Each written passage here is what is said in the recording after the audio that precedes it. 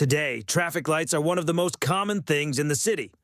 We see them every day at intersections, near schools, near stores, on highways. We stop, walk, drive, and don't even think about why we obey these lights at all.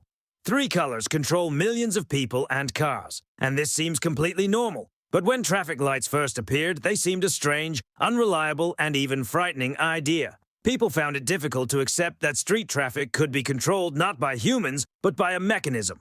Before traffic lights, cities weren't a system. They were a chaotic flow. Horses, carts, carriages, vendors, pedestrians, the first cars. Everything moved simultaneously without rules or logic. Intersections were the most dangerous places in the city.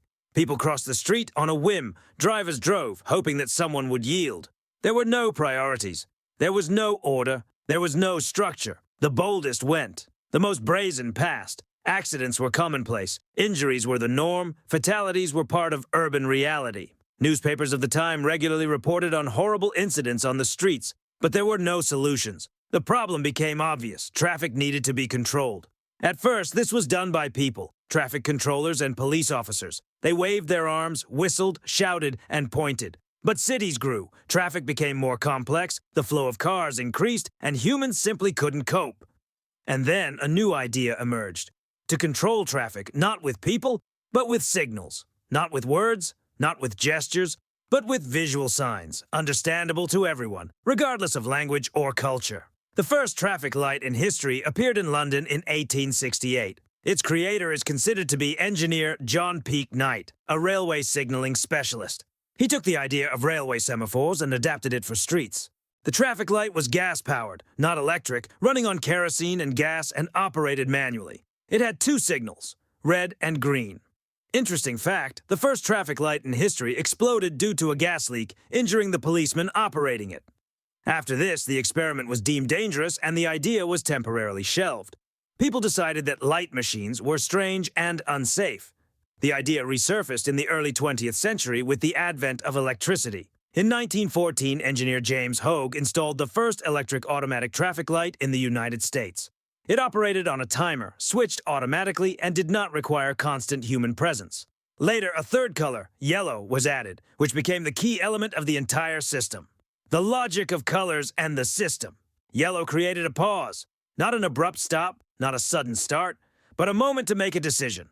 The colors weren't chosen randomly. Red is the most noticeable and associated with danger. Green is the most comfortable for the eyes. Yellow is the most contrasting warning signal. This isn't design, it's the physiology of human vision and the psychology of perception. Newspapers wrote about the first traffic lights. People discussed them as a miracle of technology and a strange city machine. Many drivers ignored the signals. Pedestrians didn't understand how to use them, and some thought such systems were dangerous and unreliable. But gradually, the most important thing happened. The system began to work. Accidents decreased. Traffic became predictable. Intersections became safer. People began to get used to it. Trust didn't come from technology, it came from stability. A traffic light is always the same. It doesn't get tired, it doesn't get nervous, it doesn't make mistakes due to emotions, it simply follows the rules. And people began to trust the system more than people. The traffic light transformed chaos into a system. It created order where there had once been survival, queuing where there had been chaos, logic where there had been improvisation. A structure for traffic emerged. The concept of priority emerged. Predictable behavior on the road emerged. Cities ceased to be arenas for fighting for the right of way and began to become manageable spaces. The traffic light changed not only traffic, but also the very architecture of cities. Complex intersections appeared, multi-level interchanges, synchronized highways, green waves that allow you to travel through several intersections without stopping.